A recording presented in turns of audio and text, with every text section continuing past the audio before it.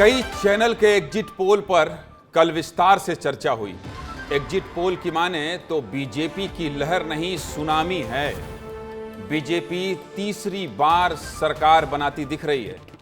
BJP को रोकने India गठबंधन ने मिलजुल कर जितने प्रयास करने थे वो भरपूर किए। दिल्ली के मुख्यमंत्री अरविंद केजरीवाल की किस्मत तो इतनी अच्छी थी कि उनको सुप्रीम कोर्ट ने 21 दिन की मोहलत दे दी। जमानत मिल गई और बाहर भी आ गए। 21 दिन खूब चुनाव प्रचार किए और तानाशाह से लेकर ईवीएम की गड़बड़ी तक सब बोल गए और आज वापस जेल भी चले गए। नमस्कार, मैं हूं ज्ञानेंद्र तिवारी और आप देख रहे हैं विस्तार न्यूज।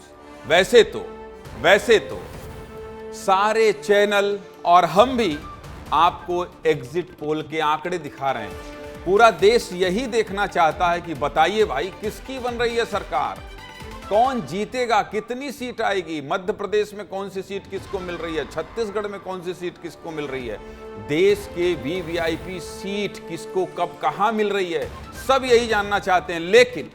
लेकिन 10 मई को केजरीवाल को चुनाव प्रचार के लिए सुप्रीम कोर्ट ने 21 दिन की अंतरिम जमानत दी थी और ऑर्डर की माने तो केजरीवाल को 2 जून को सरेंडर करना था। आदेश के मुताबिक अरविंद केजरीवाल ने आज कोर्ट में सरेंडर भी कर दिया। कोर्ट ने उन्हें 5 जून तक न्यायिक हिरासत में भेज दिया है। आज केजरीवाल ने सरेंडर तो किया, लेकिन इस सरेंडर पर दिल्ली में दिन भर पूरे दिन, क्योंकि आज केजरीवाल को सरेंडर करना था, आज पूरे दिन कैसे राजनीतिक उठापटक होती रही। समर्थन में और विरोध में नेताओं ने क्या क्या कहा, क्या क्या बोलते रहे, रिपोर्ट देख लीजिए। खबर समझने में आसानी होगी क्योंकि ये राजनीतिक बयानबाजी है। जेल से बाहर निकलने और जेल जाने दोनों को ही कैसे इवेंट बनाया जाता है, देखिए और समझिए, फिर आगे बढ़ते हैं।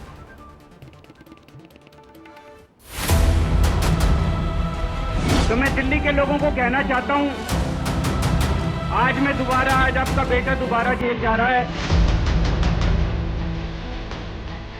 इसलिए नहीं कि मैंने कोई भ्रष्टाचार किया है, इसलिए कि मैंने तानाशाही के खिलाफ आवाज उठाने की जरूरत की है।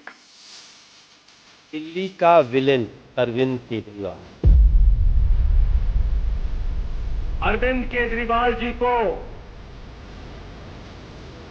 फिर से जेल में जाना है। अभी जेल जा रहे हैं तो जा रहे हैं गांधी के स्मारक पर, लग रहा है जैसे भगत सिंह जा रहे हैं। आज वो जेल के अंदर गए दोबारा, थोड़ा मैं उम्मीद है 4 तारीख के बाद थोड़ा से ताजा फात्मा होने जा रहा है, जल्दी वो बाहर आएंगे। अरविंद केजरीवाल के 5 दिन के टेस्ट के लिए उनको बेल देने में जा सकती है। सफल निकले निश्चित रूप से, और जेल का आवरण उन्होंने बना के रखा था। अब जब भी मैं लौट के आऊंगा फिर मिलेंगे आप लोगों से, तब तक के लिए अलविदा। इमोशनल हैं केजरीवाल, थोड़े इमोशनल हैं, उनके साथी जो हैं वो भी इमोशनल हैं और जेल जाना किसी को भी ठीक कैसे लगेगा। लेकिन आरोप क्या है? शराब घोटाले का आरोप है। जब आरोप इस तरह से हो और इतने बड़े बड़े कोर्ट हो, न्यायालय हो और वहां से अगर बेल नहीं मिल रही हो तो जेल की बात करनी पड़ेगी। आज करनी पड़ेगी जब पूरा देश ये देखना चाहता है कि एग्जिट पोल के नतीजे क्या कह रहे हैं। हम भी आपको दिखाएंगे, सब कुछ बताएंगे। लेकिन एक मुख्यमंत्री का जेल जाना और जब बेल मिली हो तो बेल में आकर प्रधानमंत्री को तानाशाह कह देना और फिर जेल के अंदर जाने को ऐसा बता देना कि ये कोई बहुत बड़ा इवेंट है, इस पर विश्लेषण करना जरूरी है। केजरीवाल को जेल जाना था तो दिन भर तस्वीरें आती रही। जेल जाने से पहले दिल्ली के मुख्यमंत्री अरविंद केजरीवाल सीएम हाउस से निकलने से पहले अपने माता पिता का पैर छूकर आशीर्वाद लिया। और आपको याद दिला दें, हर तस्वीर दिखाएंगे विस्तार से। 10 मई को जब केजरीवाल जेल से रिहा होकर घर आए थे तब भी ऐसे ही तस्वीर सामने आई थी। माता पिता का आशीर्वाद लिया था। और आपको याद दिला दें, इसी बीच क्या हुआ था आपको पता है? जिसकी चर्चा पूरे लोकसभा चुनाव में रही। खूब बवाल हुआ। इसी बीच स्वाति मालीवाल का कांड भी हुआ। जब केजरीवाल जेल से बाहर आए तो उनके स्वागत में स्वाति मालीवाल भी थीं। खैर, ये सियासत है भाई साहब, ये राजनीति है। स्वागत करने वाला कब आपका दुश्मन बन जाए ये कोई नहीं जानता, और 21 दिन में ही बन जाए ये तो केजरीवाल ही बता सकते हैं। खैर, आज मुझे उस बात का जिक्र नहीं करना है कि सीएम हाउस में क्या हुआ था, ये मुझे आज नहीं बताना है। परिवार से मिलने के बाद केजरीवाल बाहर आए तो आम आदमी पार्टी के नेता, पंजाब के मुख्यमंत्री भगवंत मान, मंत्री आतिशी समेत पूरा जमावड़ा सीएम हाउस के अंदर से बाहर तक लगा हुआ था। पूरा जमावड़ा था और सब नेता थे, क्योंकि नेता उनके हैं, जेल जा रहे हैं। मैं बार बार ये कह रहा हूं कि आरोप शराब घोटाले का है। सीएम हाउस से निकलने के बाद अरविंद केजरीवाल आम आदमी पार्टी की पूरी टीम के साथ राजघाट पहुंचे। पत्नी साथ थी। राजघाट की इन तस्वीरों को देखिए। 21 दिन तक अरविंद केजरीवाल चुनाव में प्रचार किए और जेल जाने से पहले भी अपने नेताओं के साथ शक्ति प्रदर्शन किया। राजघाट जाकर महात्मा गांधी को श्रद्धांजलि दी। मुख्यमंत्री जेल जाने से पहले दिल्ली के कनॉट प्लेस स्थित प्राचीन हनुमान मंदिर पहुंचे। आपको याद होगा, मुख्यमंत्री अरविंद केजरीवाल की हनुमान भक्ति पर भी सियासत होती रहती है। 39 दिन बाद जब अरविंद केजरीवाल जेल से रिहा हुए, तब भी सबसे पहले 11 मई को प्राचीन हनुमान मंदिर ही पहुंचे थे केजरीवाल। देखिए, ये दो तस्वीरें देख लीजिए। दोनों तस्वीरों को देखिए, समझिए। रिहाई के बाद भी बजरंगबली का आशीर्वाद लिया और जेल जाने से पहले भी बजरंगबली का आशीर्वाद लिया। अरविंद केजरीवाल के साथ उनकी पत्नी सुनीता केजरीवाल भी मौजूद थी। मंदिर के बाद केजरीवाल आम आदमी पार्टी मुख्यालय पहुंचे। यहां अरविंद केजरीवाल ने नेताओं और कार्यकर्ताओं से मुलाकात की। हो सकता है आगे की रणनीति पर चर्चा की होगी। अब पता नहीं कब बाहर आएंगे। 21 मार्च को तो ईडी आई और लेकर चली गई। नेताओं को समझाने का मौका भी नहीं दिया। लेकिन इस बार कोर्ट ने 21 दिन का समय दिया था अरविंद केजरीवाल को। तिहाड़ जाने से पहले अरविंद केजरीवाल पार्टी नेता कार्यकर्ताओं से सबसे मिले। ये उसकी ही तस्वीरें हैं, यानी पूरी तस्वीर को देखिए। अरविंद केजरीवाल ने अपने जेल जाने को पूरा, मैं बार बार कह रहा हूं ना, कि पूरा इवेंट बना दिया। ऐसा लगा जैसे जेल नहीं, देश के लिए कहीं बहुत जोखिम भरे इलाके में जंग लड़ने जा रहे हों। जेल जाने से पहले अरविंद केजरीवाल ने पार्टी के कार्यकर्ताओं को संबोधित किया और कहा, सुप्रीम कोर्ट ने 21 दिन की मोहलत दी है, उन्हें तहे दिल से शुक्रिया। देश बचाने के लिए प्रचार किया। सुनिए क्या कहा अरविंद केजरीवाल ने जेल जाने से पहले अपने कार्यकर्ताओं को। जब वो संबोधित कर रहे थे तो क्या संदेश देने की कोशिश कर रहे थे, सुनाइए केजरीवाल। दोस्तों, माननीय सुप्रीम कोर्ट ने मुझे 21 दिन की मोहलत दी थी। मैं तहे दिल से सुप्रीम कोर्ट का शुक्रिया अदा करना चाहता हूं, बहुत बहुत। उन्होंने चुनाव प्रचार करने के लिए मुझे ये मोहलत दी थी। 21 दिन कल पूरे हुए। अब यहां से मैं सीधा तिहाड़ जा रहा हूं। मैंने एक भी मिनट खराब नहीं किया। रात दिन 24 घंटे देश को बचाने के लिए प्रचार किया है। केवल आम आदमी पार्टी के लिए प्रचार नहीं किया, सारी पार्टियों के लिए प्रचार किया। केजरीवाल जी, आपने एक भी मिनट बर्बाद नहीं किया। ये सच है, ये सच है। हमने और देश की मीडिया ने आपको जहां जहां आपने अपनी बात रखी वो सब कुछ दिखाया, लेकिन देश को बचाने की ही बात आपने की और आपकी बातों पर जनता ने अमल किया। ये आपको 4 जून को पता चलेगा। आपने तो खूब प्रचार किया। अरविंद केजरीवाल जी, आपने खूब प्रचार किया। 21 दिन दिन रात लगे रहे। हमने भी दिखाया आपकी मेहनत कितनी रंग लाई। नतीजे तो 4 जून को ही पता चलेंगे, लेकिन कल जो एग्जिट पोल आया वो तो कुछ और ही कह रहा है। एग्जिट पोल में बीजेपी 350 पार और 400 के करीब पहुंचती नजर आ रही है। यही वजह है कि जेल जाने से पहले केजरीवाल ने एग्जिट पोल को भी फर्जी बता दिया। सुनिए क्या कह रहे हैं एग्जिट पोल को लेकर अरविंद केजरीवाल। अभी कल एग्जिट पोल आए हैं। मेरे से लिखवा लो, सारे एग्जिट पोल फर्जी हैं, बिल्कुल फर्जी हैं। एक एग्जिट पोल वाले ने राजस्थान में टोटल 25 सीट है, उसमें 25 में से 33 दे दिए उन्होंने बीजेपी को। ऊपर से आया होगा भाई बीजेपी को ज्यादा देने हैं, तो उसने कहा मोदी जी क्या याद रखोगे आप भी, आपको 25 में से 33 दे दिए। तो पूरा का पूरा फर्जी है, पूरा एग्जिट पोल फर्जी है। लेकिन असली मुद्दा ये है, इनको गिनती से 3 दिन पहले फर्जी एग्जिट पोल कराने की क्या जरूरत थी, ये समझने वाली बात है।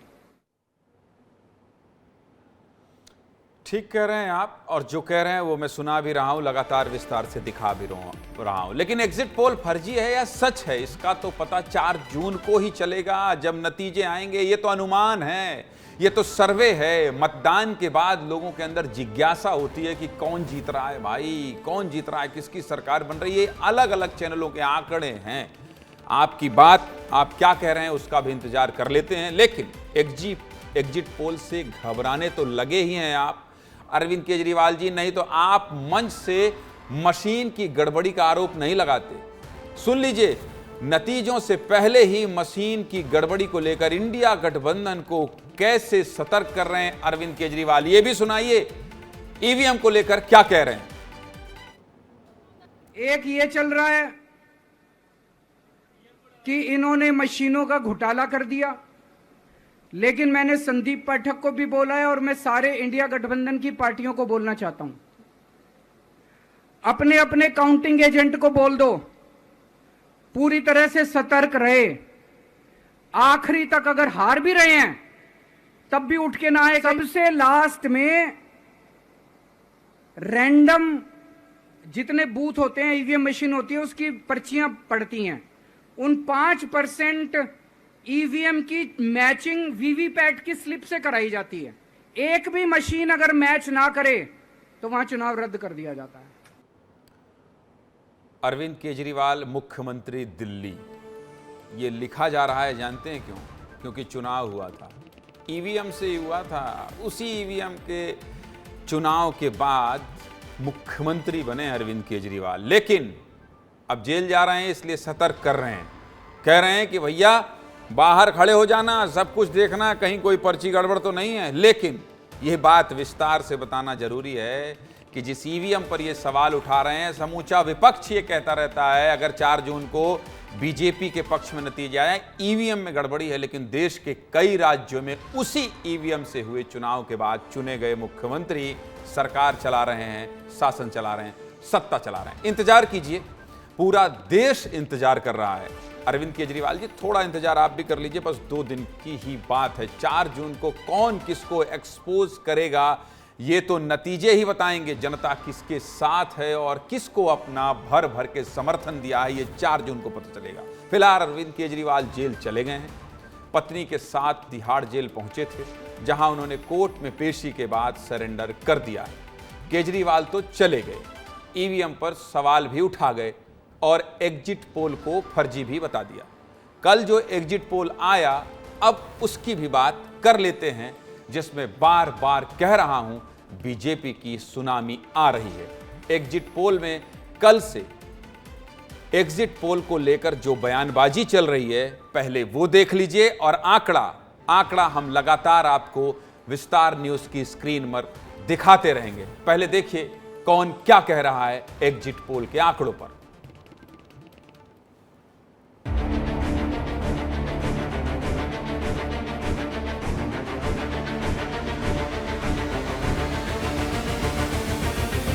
शत्रुमुख वृत्ति से कभी किसी का फायदा नहीं होता। आज 2 तारीख है, 4 तारीख को जब परिणाम निकलेंगे, एग्जिट पोलों का पूरा बदनाम होगा।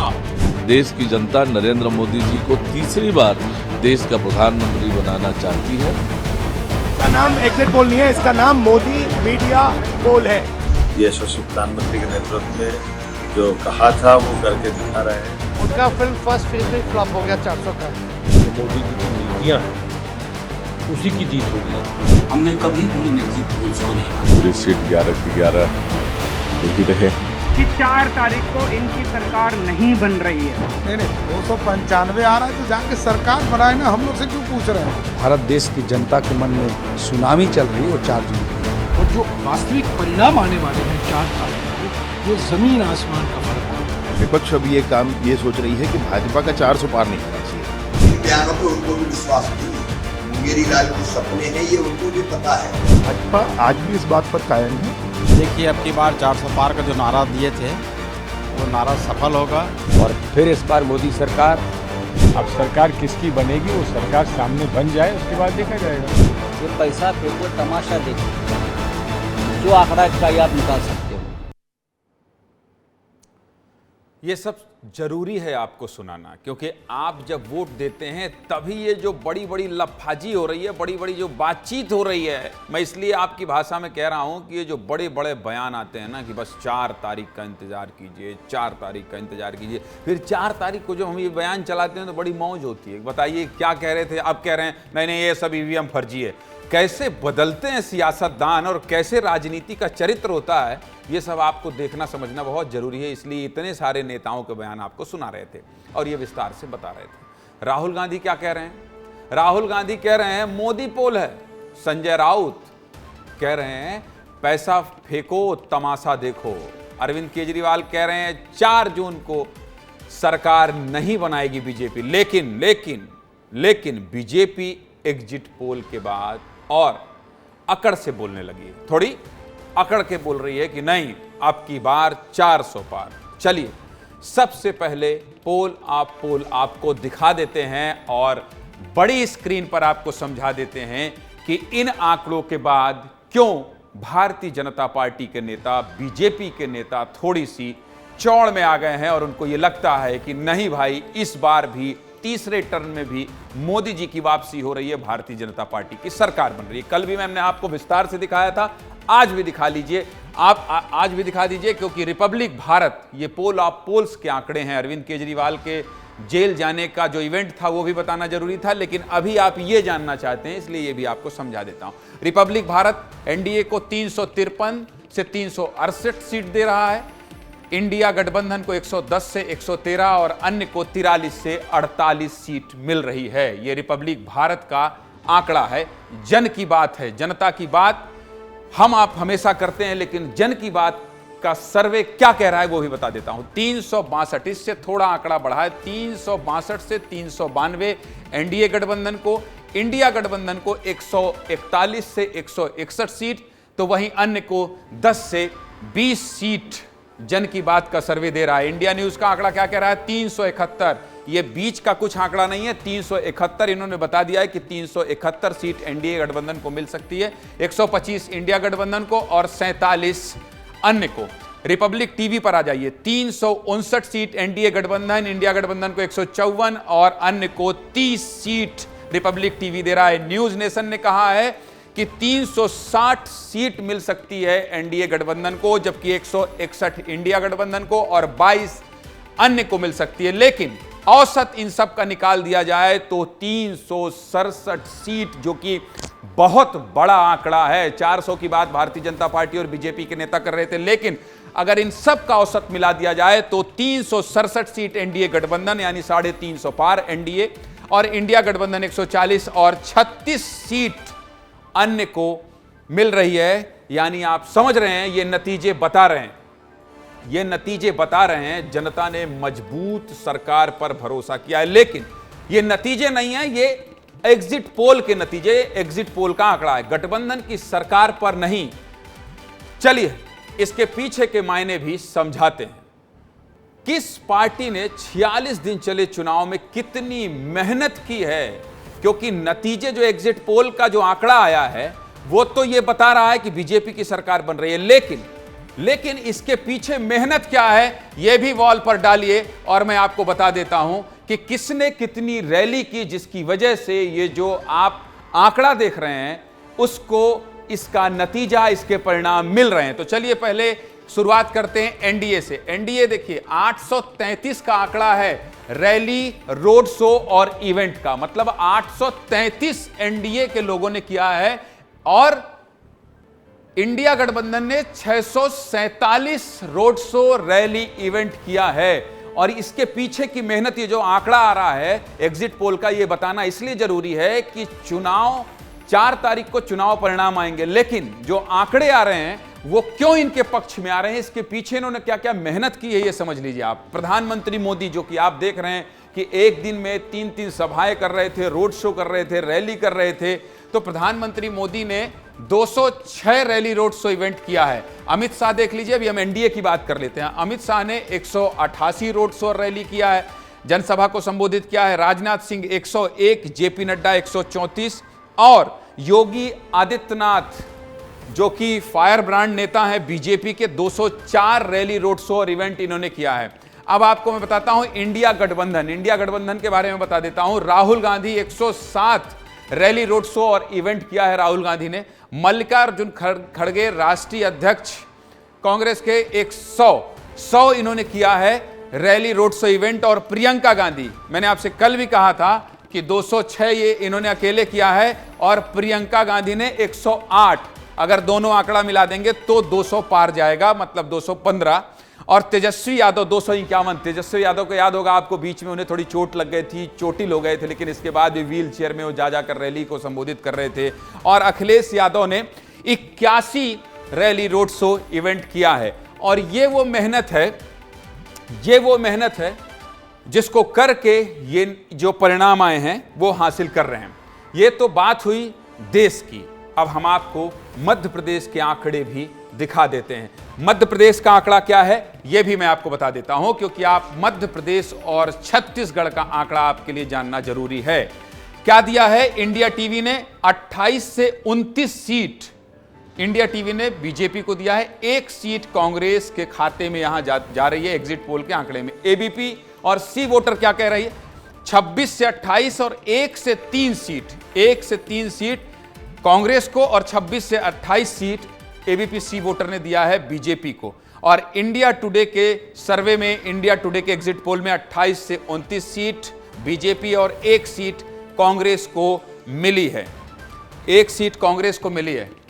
चलिए, 2024 का जो चुनाव है वो किन मुद्दों पर लड़ा गया है ये भी मैं आपको बता देता हूं। ये 2024 के चुनावी मुद्दे हैं। अरविंद केजरीवाल को दिखाना बताना इसलिए जरूरी था क्योंकि दिल्ली के मुख्यमंत्री हैं, वो आए, 21 दिन रहे, खूब प्रचार किया, हमलावर रहे और फिर वापस जेल चले गए। लेकिन यह दिखाना इसलिए जरूरी है ताकि आप ये समझ पाएं कि कल से लेकर आज तक जिस पर चर्चा हो रही है, पहले मैंने आपको आंकड़ा दिखाया, अब मैं आपको मुद्दे बता देता हूं। रैली बताई, सभा बताई कि आखिर 2024 लोकसभा चुनाव में किस तरह से पार्टी मेहनत कर रही थी। ये देखिए, ये एनडीए का है। मैं बता रहा हूं कि इनके मुद्दे क्या थे। मोदी की गारंटी जो सबसे बड़ी ताकत बनी बीजेपी, भारतीय जनता पार्टी की। मंगलसूत्र को लेकर विवाद आपको याद होगा। मुस्लिम आरक्षण को लेकर लालू प्रसाद यादव ने बोला था, उसके बाद पूरे देश में घमासान मच गया था, ये आपको याद होगा। संपत्ति बंटवारा को लेकर बहुत सियासत हुई। राम मंदिर, उन्होंने कहा संपत्ति बंटवारा, ये आएंगे तो संपत्ति आपकी ले लेंगे, छीन लेंगे, इसको लेकर तरह तरह की सियासत हुई। राम मंदिर और पीओके।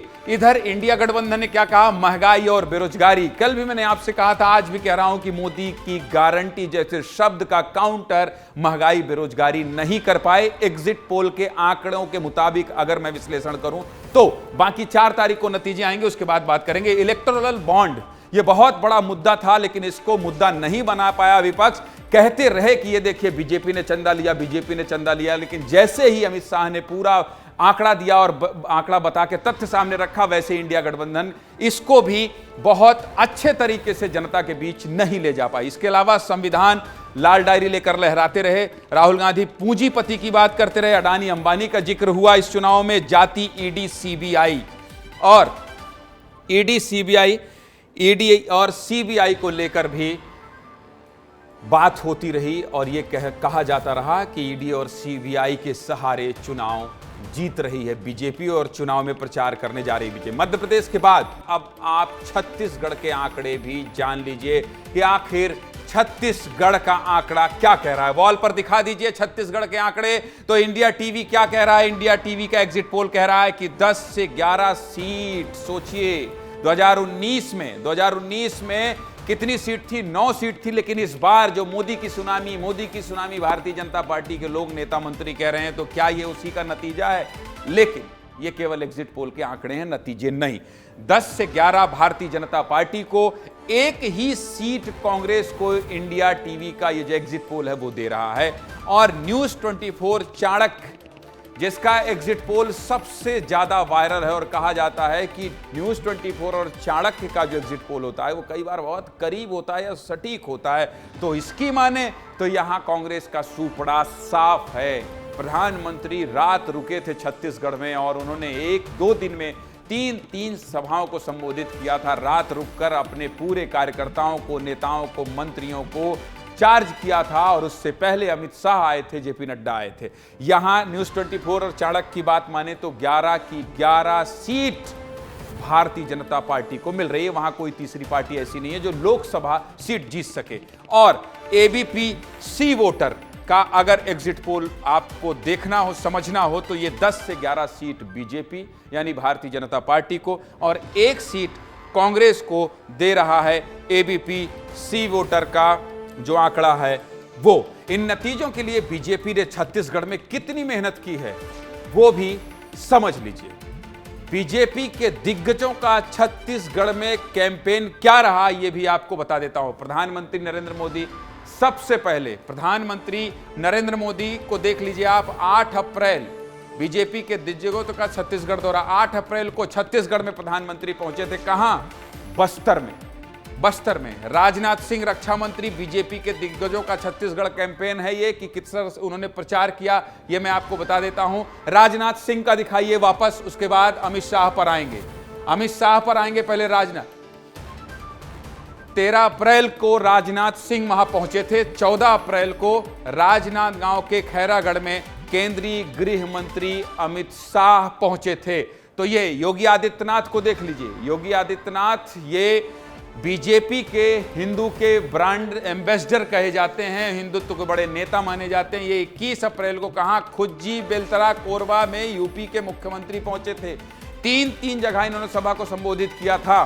और इसके अलावा अमित शाह को देखिए, 22 अप्रैल कांकेर में केंद्रीय गृह मंत्री फिर पहुंचे थे। इसके अलावा जब प्रधानमंत्री आते थे तो उसके पहले आना जाना लगा रहता था। तो ये जो बीजेपी का दिग्गज जो बीजेपी के चेहरे हैं, जो बड़े चेहरे हैं, वो जो है किस तरह से उन्होंने प्रचार किया था। जेपी नड्डा राष्ट्रीय अध्यक्ष के बारे में भी आपको बता देता हूं। 22 अप्रैल को ये रायपुर, बिलासपुर, दुर्ग में राष्ट्रीय अध्यक्ष जेपी नड्डा ने प्रचार किया था। और 11 सीटों को जीतने के लिए भारतीय जनता पार्टी के बड़े नेता किस तरह से इन्होंने प्रचार प्रसार किया था ये सब कुछ आपको दिखा रहा हूं। जांजगीर चांपा, धमतरी, अंबिकापुर में वो जो मैंने आपसे कहा ना कि रात रुकना और फिर 2 दिन में 3 जनसभाओं को संबोधित करना, ये इसी का जिक्र कर रहा हूं। 23 और 24 की रात, 23 की रात रुककर 24 में जांजगीर चांपा आदिवासी इलाका है और वहां बसपा का विधायक जीतता रहा है उस सीट को साधना।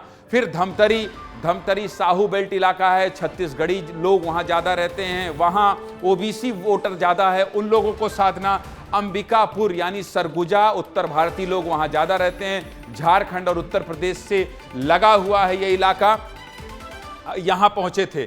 और ये देखिए 1 मई को अमित शाह केंद्रीय गृह मंत्री कोरबा के कटघोरा में पहुंचे थे। कोरबा से कौन लड़ रहा है? कोरबा से लड़ रही हैं सरोज पांडे। तो ये 1 मई को कोरबा के कटघोरा पहुंचे थे केंद्रीय गृह मंत्री अमित शाह। और वहां नेता प्रतिपक्ष डॉक्टर चरणदास महंत की पत्नी ज्योत्सना महंत वो चुनाव लड़ रही हैं। किसके सामने? वो लड़ रही हैं सरोज पांडे के सामने। तो कुल मिलाकर मैं आपको ये बता रहा था। और यहां पहुंचकर क्या कहा था केंद्रीय गृह मंत्री अमित शाह ने कि आप सरोज पांडे को जिता दीजिए, कोरबा की गारंटी नरेंद्र मोदी की है। तो बीजेपी के स्टार प्रचारकों के बाद अब कांग्रेस का भी जान लीजिए कि कांग्रेस के स्टार प्रचारकों का छत्तीसगढ़ में क्या कैंपेन रहा। तो चलिए वॉल पर दिखाइए। राहुल गांधी पहुंचे थे बस्तर के जगदलपुर में। देखिए एक बात मैं आपको बता दूं, चाहे विधानसभा का चुनाव हो या लोकसभा का चुनाव हो, बस्तर एक सीट है, लेकिन बस्तर को साधे बिना कुछ सधता नहीं है। इसलिए प्रधानमंत्री मोदी की शुरुआत हो कैंपेन की या फिर विपक्ष में राहुल गांधी की, बस्तर में 13 अप्रैल बस्तर में, जगदलपुर में। और अगला वॉल पर डालिए, अगला कौन नेता है जो पहुंचा था? अगला नेता कौन है? प्रियंका गांधी हैं। कांग्रेस के स्टार प्रचारकों का छत्तीसगढ़ कैंपेन क्या रहा, कैसे रहा, इन्होंने कितनी मेहनत की, क्या जोर आजमाइश की, ये बता रहा हूं मैं आपको। 21 अप्रैल को कांकेर और राजनांदगांव में पूर्व मुख्यमंत्री भूपेश बघेल चुनाव लड़ रहे हैं। प्रियंका गांधी उनके चुनाव प्रचार में पहुंची थी। 29 अप्रैल को बिलासपुर के सकरी में राहुल गांधी पहुंचे थे और बिलासपुर से सांसद कौन प्रत्याशी है? देवेंद्र यादव हैं, जो कि पूरे न्याय यात्रा में राहुल गांधी के साथ चले थे। उनके प्रचार में राहुल गांधी आए थे। 30 अप्रैल को राष्ट्रीय अध्यक्ष मल्लिकार्जुन खड़गे कहां पहुंचे थे? जांजगीर चांपा में कांग्रेस के राष्ट्रीय अध्यक्ष पहुंचे थे। जांजगीर चांपा में कांग्रेस के प्रत्याशी हैं डॉक्टर शिव डहरिया, जो कि इससे पहले की जो सरकार चल रही थी वहां मंत्री भी थे। और ये 2 मई का भी आंकड़ा मैं आपको बता देता हूं। 2 मई को कोरबा के चिरमिरी में प्रियंका गांधी पहुंची थी। बहुत बवाल हुआ था जब वहां पहुंची थी। इन्होंने कह दिया था एक ही रेल लाइन है, क्या किया? उसके बाद विस्तार न्यूज ने पड़ताल की तो पता चला कि 150 करोड़ रुपए इसी विष्णुदेव सरकार ने सौगात दी थी। तो उसको लेकर भी बहुत चर्चा हुई थी। ये कैंपेन दोनों ही दलों, दोनों ही पार्टी के मुखिया का, प्रमुख चेहरों का मैंने आपको बता दिया विस्तार से कि क्या क्या मेहनत हुई लोकसभा चुनाव के लिए। अब आगे बढ़ते हैं। एग्जिट पोल पर सीएम विष्णुदेव साय और राजनांदगांव से कांग्रेस प्रत्याशी पूर्व मुख्यमंत्री भूपेश बघेल ने क्या कहा है वो भी सुन लीजिए, जान लीजिए कि एग्जिट पोल के नतीजों के बाद किस तरह से सियासत गर्मा गई है। सुनाइए। छत्तीसगढ़ में तो पूरी सीट 11 की 11 दे ही रहे हैं और मुख्यमंत्री के नाते कई प्रदेशों में हमारा जाना हुआ तो वहाँ भी भारतीय जनता पार्टी के पक्ष में बहुत अच्छा वातावरण था। तो आज अगर एग्जिट पोल में एनडीए का बढ़त दिखा रहा है तो कोई आश्चर्य की बात नहीं। मैं नहीं समझता कि कुछ सैंपल ले लें और उसके आधार पर पूरे लोकसभा सीट का आप सर्वे कर लें। तो इसमें अधिकांश समय हम लोगों ने देखा कि जो सर्वे आता है उसके उलट रिजल्ट आते हमने देखा है। तो ठीक है, सब न्यूज चैनल के अपने अपने पीआर की सवाल है और सेशन भी करा रहे हैं, बहुत सारी बातें सामने भी आ रही हैं। नेताओं को सुन रहे थे। एक वर्तमान मुख्यमंत्री हैं और एक इससे ठीक पहले मुख्यमंत्री थे, इसलिए पूर्व मुख्यमंत्री कह लीजिए विष्णुदेव साय और पूर्व मुख्यमंत्री भूपेश बघेल अपनी अपनी बात कह रहे थे, अपने अपने दावे कर रहे थे कि कितनी सीट कौन जीतेगा। सबसे बड़ी बात यह है कि कोई पार्टी सत्ता में रहते हुए तीसरी बार चुनाव लड़ रही है, मतलब 3 बार लगातार चुनाव लड़े तो सीट कम होती है ज्यादा, ये भी आपको समझाएंगे। आपको पहले इतिहास में ले चलते हैं। जब नेहरू के नेतृत्व में लड़ी कांग्रेस पार्टी चुनाव लड़ी तो क्या हुआ, समझ लीजिए। साल 1951-52 में पहला चुनाव हुआ, तब कांग्रेस को 364 सीटें मिली। 5 साल बाद साल 1957 में चुनाव हुआ तो कांग्रेस को 371 सीटें मिली। ये 1957 की बात कर रहा हूं मैं आपको, मतलब 8 सीटें ज्यादा जीती कांग्रेस ने। और ग्राफिक्स के जरिए हम आपको ये बताने की कोशिश कर रहे हैं कि देखिए, जब तीसरी बार या दूसरी बार सरकार में, सत्ता में कोई भी दल रहता है तो उसका आंकड़ा बढ़ता है या घटता है। लोकप्रियता का पैमाना समझाने के लिए हम आपको ये ग्राफिक्स दिखा रहे हैं और इन आंकड़ों को जब आप समझेंगे, देखेंगे, तब आपको पता चलेगा। तो चलिए आगे बढ़ते हैं। लगातार पंडित नेहरू दूसरी बार प्रधानमंत्री बने और फिर साल 1962 में चुनाव हुआ। तीसरी बार नेहरू के नेतृत्व में ही कांग्रेस चुनाव लड़ी। लेकिन इस बार क्या हुआ? इस बार पिछले चुनाव के मुकाबले 10 सीटें कम हो गई। कांग्रेस को 1962 के चुनाव में 361 सीटें मिली। अब बीजेपी भी प्रधानमंत्री मोदी के नेतृत्व में तीसरी बार सरकार बनाने के लिए चुनाव लड़ रही है। बीजेपी का आंकड़ा मैं आपको बता देता हूं। इन आंकड़ों को देखकर ये दोनों जो कंपेयर कर रहे हैं हम, ये जो दोनों तुलना कर रहे हैं, इसके पीछे का मकसद ये है कि बीजेपी के पिछले चुनाव में सीटों की बात करें। ये आपने नेहरू के कार्यकाल का देखा, अब मोदी के कार्यकाल का आपको बता रहे हैं कि जब पीएम मोदी के नेतृत्व में बीजेपी चुनाव लड़ी तो क्या हुआ, ये भी आप समझ लीजिए। साल 2014 में बीजेपी को 282 सीटें मिली थी। ये 2014 का आंकड़ा है। साल 2019 में बीजेपी को 282 सीटें थे, इसका आंकड़ा बढ़ गया 303, यानी 300 से पार भारतीय जनता पार्टी को सीट मिल गई। और साल 2024 के नतीजे अभी नहीं आए हैं, लेकिन इन दोनों को अगर 14 और 19 की बात करें तो 21 सीटें ज्यादा भारतीय जनता पार्टी को मिली थी। और एग्जिट पोल तो ये बता रहे हैं कि एनडीए गठबंधन 400 पार कर जाएगा। तो 400 पार का नारा जो प्रधानमंत्री मोदी और भारतीय जनता पार्टी के नेता दे रहे थे, क्या वो सच साबित हो जाएगा? रुकना पड़ेगा, इंतजार करना पड़ेगा। विस्तार से जानने और समझने के लिए आपको 4 जून को विस्तार न्यूज सुबह 6 बजे से लगातार देखना होगा। क्यों? क्योंकि लोकसभा चुनाव का मतदान पूरी तरह से खत्म हो चुका है और बीते दिन 7वें और आखिरी चरण के वोटिंग के बाद आए एग्जिट पोल के आंकड़े लोगों को ज्यादा चौंका नहीं रहे।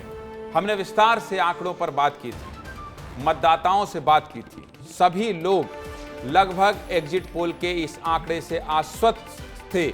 तो चलिए भारत में चले 7 चरणों के चुनावी महाकुंभ पर एक रिपोर्ट दिखाते हैं और आंकड़ों पर 7 चरण के चुनावी समीकरण को समझाने की कोशिश करते हैं। इस पूरी रिपोर्ट को आप देखेंगे तो आपको यह समझ में आएगा कि लोकसभा चुनाव में क्या क्या हुआ, क्या राजनीतिक उठापटक, क्या मुद्दे और सब कुछ जो आप जानना चाहते हैं। रिपोर्ट दिखाइए।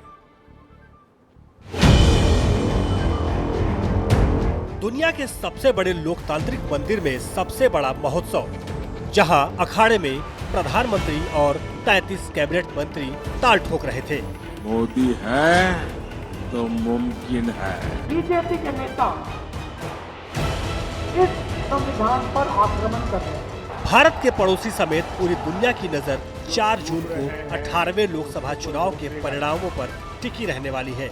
विश्व की सबसे बड़ी आबादी वाले राष्ट्र को उसका प्रधान सेवक जो मिलने वाला है।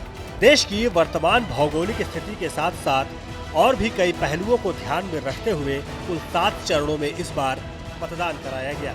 7 चरण के मतदान और परिणाम निपटाने में कुल 46 दिन का समय लग रहा है, जहां वोटिंग के लिए कड़े सुरक्षा के इंतजामों के साथ साथ मतदान केंद्र पर मतदाताओं के लिए कई सुविधाओं का ख्याल रखा गया, जिससे वोटिंग में कोई बाधा न पहुंचे।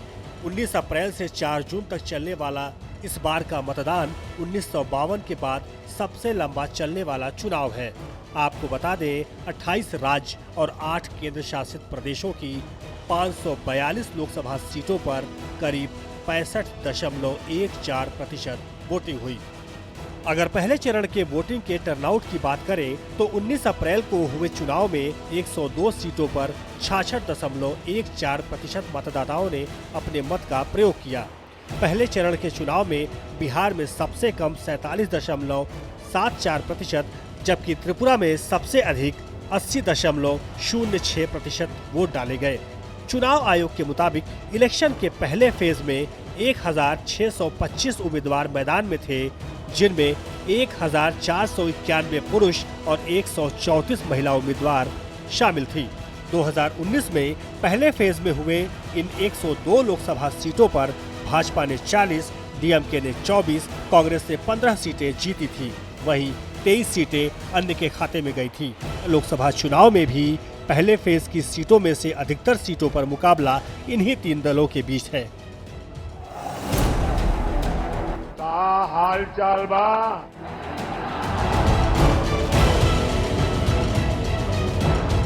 26 अप्रैल को हुए दूसरे चरण के 88 सीटों पर मतदान में 66.71% वोटिंग हुई। चुनाव आयोग के मुताबिक इलेक्शन के दूसरे फेज में 1198 कैंडिडेट्स मैदान में थे।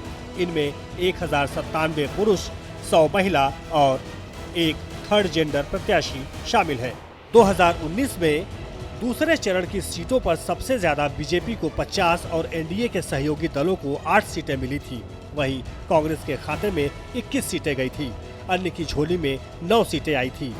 आपको बता दें, दूसरे फेज में लोकसभा अध्यक्ष ओम बिरला के अलावा 5 केंद्रीय मंत्री, 2 पूर्व मुख्यमंत्री और 3 फिल्मी सितारे चुनावी मैदान में थे।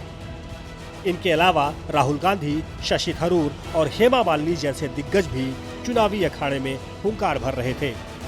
तो तीसरे चरण में 7 मई को 93 सीटों पर 65.68% मतदान हुआ। इस फेज में कुल 1352 उम्मीदवार मैदान में थे, जिनमें 1229 पुरुष और 123 महिला उम्मीदवार शामिल थी। तीसरे चरण के चुनाव में असम में सबसे ज्यादा 81.71% वोट डाले गए, जबकि उत्तर प्रदेश में सबसे कम 57% लोगों ने वोट किया। वहीं इस चरण में 7 केंद्रीय मंत्री और 4 पूर्व मुख्यमंत्री चुनावी अखाड़े में ताल ठोक रहे थे। चर्चित चेहरों की अगर बात करें तो तीसरे चरण में अमित शाह, ज्योतिरादित्य सिंधिया, शिवराज सिंह चौहान जैसे दिग्गजों की किस्मत ईवीएम में कैद हुई। लोकसभा चुनाव के चौथे चरण में 10 राज्यों और केंद्र शासित प्रदेशों की 96 सीटों पर 69.58% वोटिंग हुई। चुनाव आयोग के मुताबिक इस चरण में 1717 उम्मीदवार मैदान में थे, जिनमें 1540 पुरुष और 170 महिला उम्मीदवार अपनी किस्मत आजमा रहे थे। चर्चित चेहरों में गिरिराज सिंह, नित्यानंद राय, अखिलेश यादव और शत्रुघ्न सिन्हा जैसे दिग्गजों के नाम उम्मीदवारों की लिस्ट में शामिल थे। 20 मई को 5वें फेज में 49 सीटों पर मतदान हुआ, जहां 62.2% वोट डाले गए। चुनाव आयोग के मुताबिक 5वें फेज में 613 पुरुष और 82 महिला उम्मीदवार सहित कुल 695 उम्मीदवार चुनावी मैदान में थे। चुनाव आयोग की रिपोर्ट के मुताबिक महाराष्ट्र में सबसे कम 54.33% और पश्चिम बंगाल में सबसे ज्यादा 76.05% वोट डाले गए। इस चरण में 9 केंद्रीय मंत्री और 1 पूर्व मुख्यमंत्री चुनावी अखाड़े में थे। तो वहीं चर्चित चेहरों में राजनाथ सिंह, स्मृति ईरानी, उमर अब्दुल्ला जैसे दिग्गजों ने हुंकार भरी। छठे चरण का मतदान 58 सीटों पर 25 मई को समाप्त हुआ, जहां 63.37% वोट डाले गए। इलेक्शन के छठे फेज में 889 उम्मीदवारों ने चुनाव लड़ा, जिनमें 797 पुरुष और 92 महिला उम्मीदवार शामिल थीं। छठे चरण के मतदान में 3 केंद्रीय मंत्री, 2 पूर्व मुख्यमंत्री और 1 हाई कोर्ट के जज शामिल थे। चर्चित चेहरों में महबूबा मुफ्ती, धर्मेंद्र प्रधान, मनोहर लाल खट्टर जैसे दिग्गजों ने अपनी दावेदारी पेश की। इसी तरह 7वें और आखिरी चरण के मतदान पर भी सभी की विशेष नजर बनी हुई थी। काशी से प्रधानमंत्री नरेंद्र मोदी की दावेदारी इसकी सबसे बड़ी वजह थी। 1 जून को हुए आखिरी चरण के मतदान में 57 सीटों पर वोट डाले गए, जहां 62.36% मतदाताओं ने अपने मत का प्रयोग किया। नरेंद्र मोदी, अनुराग ठाकुर, कंगना रनौत, चरणजीत सिंह चन्नी, पवन सिंह जैसे एक से बढ़कर एक स्टार चुनाव के अंतिम चरण में अपनी दावेदारी प्रस्तुत कर रहे थे। आखिरी चरण के मतदान के बाद लगभग सभी एग्जिट पोल के आंकड़े एनडीए के पक्ष में जाते दिख रहे हैं। एग्जिट पोल की माने तो 2019 की तरह ही फिर इस बार बीजेपी सदन में पूर्ण रूप से बहुमत हासिल कर सकती है। लेकिन अब ये 4 जून को पता चलेगा कि ये एग्जिट पोल कितने सटीक बैठते हैं, इसलिए इंतजार तो करना ही होगा। ब्यूरो रिपोर्ट, विस्तार न्यूज।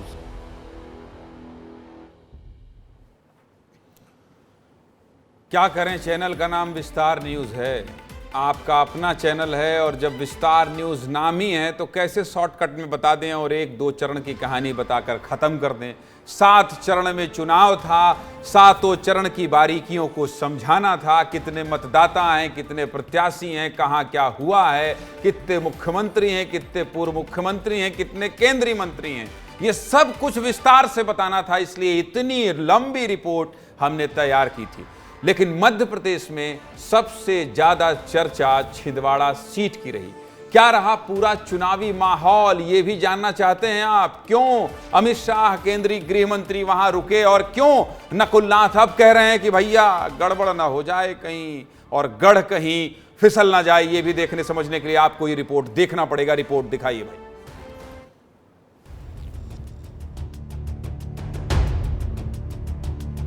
छिंदवाड़ा वो सीट जहां वोटर से ज्यादा हेलीकॉप्टर के इर्द गिर्द सियासत घूमती रही। इस लोकसभा चुनाव में बीजेपी के बंटी साहू और कांग्रेस से नकुलनाथ के बीच मुकाबला था। बीजेपी ने यहां अमीर बनाम आम आदमी का मुद्दा रखा, तो वहीं नाथ परिवार को अपना गढ़ बचाना था। लिहाजा नाथ परिवार ने यहां डेरा जमाए रखा। कमलनाथ ने दूसरी किसी सीट पर निगाह तक नहीं डाली और ना ही कोई प्रचार प्रसार किया। अरे हवाई जहाज या हेलीकॉप्टर भी लाए तो हेलीकॉप्टर भी अपने घर में ही उतारोगे? बारे भैया, राजा महाराजा चले गए 47 में, ये नए राजा महाराजा आ गए। जनता सब देखती है, सब जानती है। जो हवा में उड़ता है उसको हवा में उड़ाना भी जानती है। इनकी जमीन में जगह नहीं मिलेगी। छिंदवाड़ा का सियासी इतिहास भी जान लेते हैं। 73 सालों में सिर्फ एक बार ही खिला है कमल। 1980 से लगातार जीतते आ रहे हैं कमलनाथ। 1977 में बीजेपी के सुंदरलाल पटवा चुनाव जीते थे। फिर लगातार कांग्रेस का ही गढ़ रहा है छिंदवाड़ा। कमलनाथ के किले को ढहाने के लिए बीजेपी ने पूरी एड़ी चोटी का जोर लगा दिया, क्योंकि ये एकमात्र सीट है जहां बीजेपी को 2019 में हार का सामना करना पड़ा था। सीएम मोहन यादव ने यहां पर 8 दौरे किए। जेपी नड्डा ने जनसभा की। अनुराग ठाकुर भी यहां पर पहुंचे। डर दोनों ही पार्टियों का बराबर है। बीजेपी को मिशन 29 पूरा करना है तो कांग्रेस को अपनी सीट पर पूरा भरोसा है। हालांकि नकुलनाथ ने चुनाव आयोग से मतगणना पर खास ध्यान देने की अपील की थी। अब सवाल ये उठता है कि जब कांग्रेस को छिंदवाड़ा सीट पर जीत का पूरा भरोसा है तो फिर किस बात का डर? ब्यूरो रिपोर्ट, विस्तार न्यूज। 29 की 29 सीट जीतने का दावा बीजेपी कर रही है, लेकिन एग्जिट पोल के जो आंकड़े 1, 2, 3 का आंकड़ा बता रहे हैं उससे बीजेपी के अंदर खलबली मची हुई है। एक बयान छपा था, हालांकि उस बयान का खंडन कर दिया था भारतीय जनता पार्टी ने कि जिस भी मंत्री के यहाँ से परिणाम ठीक नहीं आएंगे गुरु, मंत्री पद बहुत दिन रहेगा नहीं। हालांकि इसकी पुष्टि किसी ने नहीं की थी। ये अंदर खाने की खबर थी, बाद में बीजेपी ने कहा नहीं ऐसा कुछ भी नहीं है। तो पूर्व मुख्यमंत्री कमलनाथ के गढ़ से आपको कहां ले चलते हैं? सीधे ले चलते हैं 18 साल के मुख्यमंत्री रहे शिवराज सिंह चौहान की सीट विदिशा की बात कर लेते हैं। पूरे चुनाव में क्या माहौल रहा, क्योंकि कहा यह जा रहा था, भारतीय जनता पार्टी के नेता कह रहे थे कि भाई साहब विदिशा तो जीतना ही है शिवराज सिंह चौहान को, लेकिन अगर कोई सबसे ज्यादा मेहनत कर रहा है और पूरी ताकत लगा रहा है तो वो शिवराज सिंह चौहान ही हैं। तो शिवराज सिंह चौहान की सीट विदिशा में क्या माहौल रहा, यह भी समझने के लिए आपको एक रिपोर्ट देखना पड़ेगा। दिखाइए रिपोर्ट। विदिशा लोकसभा सीट पर तीसरे चरण में मतदान हुआ। यहाँ मामा और प्रताप भानु शर्मा के बीच कड़ी टक्कर थी। यहाँ अगर शिवराज को मामा के नाम से जाना जाता है तो वहीं प्रताप भानु शर्मा को सभी दादा के नाम से पहचानते हैं। 1984 से यहाँ बीजेपी का कब्जा रहा है। 12 चुनावों में मात्र एक बार कांग्रेस को जीत मिली है। विदिशा से बीजेपी के दिग्गज नेता चुनाव लड़ चुके हैं। पूर्व पीएम अटल बिहारी वाजपेयी विदिशा से सांसद रहे हैं। पूर्व विदेश मंत्री सुषमा स्वराज 2 बार सांसद रही हैं। शिवराज सिंह चौहान 5 बार सांसद रहे। विदिशा लोकसभा सीट में कुल 8 विधानसभा शामिल है। इनमें से मात्र एक सीट कांग्रेस के पास है। विदिशा से जुड़ा एक किस्सा भी आपको सुनाते हैं। ये तस्वीर 12 दिसंबर 1987 की है, जब पूर्व प्रधानमंत्री राजीव गांधी अपनी पत्नी सोनिया गांधी के साथ यहाँ पहुँचे थे। इस तस्वीर में पूर्व सांसद प्रताप भानु शर्मा भी नजर आ रहे हैं। यहाँ ग्रामीणों की मांग पर राजीव गांधी ने तत्काल बान्हा नदी पर बांध परियोजना को मंजूरी दी थी, क्योंकि तब विदिशा वासियों के लिए यही बड़ी जरूरत थी। इस चुनाव में लंबे समय तक प्रदेश के मुख्यमंत्री रहे शिवराज सिंह चौहान को अपनी लाडली बहनों से काफी उम्मीदें हैं। वहीं कांग्रेस के उम्मीदवार प्रताप भानु शर्मा अपने पिछले कार्यकाल के भरोसे हैं। ब्यूरो रिपोर्ट, विस्तार न्यूज। कमलनाथ की सीट का गणित आपने समझ लिया, शिवराज सिंह चौहान की सीट का गणित समझ लिया आपने। एक मुख्यमंत्री और हुए 10 साल, दिग्विजय सिंह की सीट का गणित क्या है इसकी भी बात कर लेते हैं। और राजगढ़ की बात कर लेते हैं कि आखिर राजगढ़, जहां से पूर्व सीएम दिग्विजय सिंह कांग्रेस की तरफ से चुनावी मैदान में थे, वहां क्या रहा पूरा समीकरण वो भी समझ लीजिए। रिपोर्ट दिखाइए, दिग्विजय सिंह की सीट राजगढ़ में लोकसभा चुनाव के दौरान क्या उठापटक रहा। प्रदेश की हॉट सीटों में राजगढ़ भी शामिल है। यहाँ 30 साल राज करने वाले दिग्गी राजा इस बार चुनावी मैदान में थे, तो वहीं बीजेपी के रोडमल नागर उनके सामने थे। 10 साल पहले कांग्रेस का गढ़ कहे जाने वाले इस सियासी मैदान में अब बीजेपी का दबदबा है। 2014 और 2019 में कांग्रेस को यहां से हार का सामना करना पड़ा। राजगढ़ का राजनीतिक समीकरण, लोकसभा क्षेत्र 3 जिलों में फैला हुआ है। 8 विधानसभा सीटों में से 6 बीजेपी के पास है। सौंधिया समाज के 2.5 लाख मतदाता हैं। रोडमल नागर सौंधिया समाज से आते हैं। दिग्विजय का गृह नगर राघवगढ़ राजगढ़ में ही आता है। राजगढ़ से 33 साल बाद दिग्विजय सिंह चुनाव लड़ रहे हैं। दिग्विजय सिंह ने अपना गढ़ बचाने के लिए 2 मुद्दे पकड़े। उन्होंने बैलेट पेपर वाला प्लान बनाया, वहीं अपनी 77 साल की उम्र की दुहाई देते हुए आखिरी बार चुनाव लड़ने की बात कही। आखिरी चुनाव इसलिए क्योंकि मैं 77 साल का हो गया, नए लड़कों को मौका देंगे और उम्मीद 100%। दिग्विजय सिंह और रोडमल नागर के बीच मुकाबला है। 4 जून को पता चलेगा कि रोडमल नागर यहां हैट्रिक लगाते हैं या फिर दिग्विजय का दम लगाना यहां काम आता है। ब्यूरो रिपोर्ट, विस्तार न्यूज। इस एक घंटे में ये मकसद था विस्तार न्यूज का कि आप वो सब कुछ जान लें जो देश में घटा और जो चुनाव को लेकर आप जानना चाहते हैं और चुनाव में क्या क्या हुआ, ये सब कुछ आपको बताने का मकसद था। आगे खबरों का सिलसिला जारी है। खबरों को देखने के लिए आप बने रहिए विस्तार न्यूज के साथ। फिलहाल मुझे इजाजत दीजिए, नमस्कार।